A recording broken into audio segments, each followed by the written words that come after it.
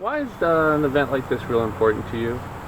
Well, my brother actually is currently, and my sister-in-law are currently in the Marines, and my dad is retired from the Army. So my mom used to work for the Defense Department, the Department of Navy, Air Force, so we've always been around the military and seen the importance and the significance that it benefits everyone. Okay. So you had a service dog recently that Yes, I passed did. away? I lost my service I'm so dog, sorry. Sammy, yeah, May the 6th. Yes, I had her for about 5 years after losing my hearing suddenly. In 1 year, and then 18 months later, I lost hearing in the other ear. So I needed her for support and, to help me with just daily tasks. How important is events like this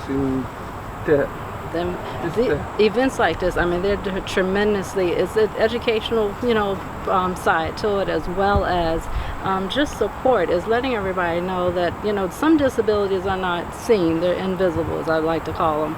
And whether it's hearing, whether it's mental illness or whatever, is invisible. And these dogs really do a lot to give us that balance, or give us a little bit of that independence back and support that we miss. I know I was fortunate in the sense that when I got my first service dog, she was older, so and not to mention she was my first dog.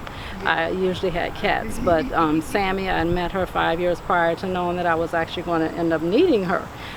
So that was a little special too, but she was perfect. The challenge now for me is getting a young puppy, but it also is going to be a benefit because I can groom her and watch her come, and we both grow together in the sense of that, to help me. And she, as I learned all my things, you don't know really what you need her for in some instances until you're in a situation. You're like, oh, wait a minute, I didn't hear that running water, I left the water running. I need to know that. Is this, like today, put you in the path to kind of reunite you with the service dog? I'm hoping it does. Yes, it does. Yes, it does. It puts me in a path. For me, actually, to get to know, meet these dogs and to work with other people. I told you before, I'm not in the service, but right. Some of the things still, the need is still there. No, whether you're service or not right, service. Right, the need is still there. How important is this for your sister to gain her independence after losing her service dog? It's very important, especially for not only for her but for us as a family, because it allows us to have that peace of mind knowing that she has that sense of security and peace of mind because she lives alone. I shouldn't be announcing that in the world. No, we can leave that out. Yes, yeah, but giving her the independence to go and from. She's very active in her community. She volunteers for several organizations, the police department, the association, golf, Christmas in April. There's a ton of organizations that she's involved in, and her service dog assisted her and accompanied her to all of those meetings. And sometimes she's out late in the evening, sometimes she's out first thing in the morning, and there are things that go on throughout the day that she carries out that allows her to function and be independent. She's always been independent, rolling off, walking off, disappearing. Now we have that peace and comfort of knowing that she has a service dog. So if something does happen, she's not alone. And the dog is trained to equip and to address her task.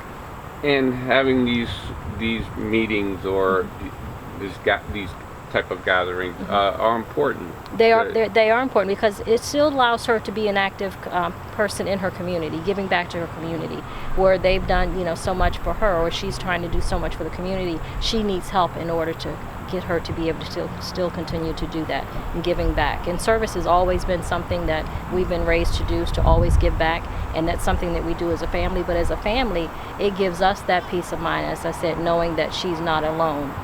The one thing that I will say that I am very proud of her, as some people they are faced with challenges, and some people let them define who they are, and she did not do this. And to lose your hearing at a later stage in your life, it can be very, I guess, discerning. You have to start all over. You start losing friends. People don't know how to react and respond. They don't know what to do. She did not let this stop her at all. She turned lemons into lemonade. She started her own chapter of the Hearing Loss Association in the county in which she lives. She had a bill passed in the state of Maryland that covers all state funds going to new construction that requires an induction loop, which means that if you have a telecoil or a hearing aid or a cochlear implant, as she does, you will be able to attend plays, music events, meetings, and open forums, any public spaces, and be able to hear. And that was the fastest bill that was ever passed. And she's gotten 2 awards on that, and she actually is due for another award next month on the 14th.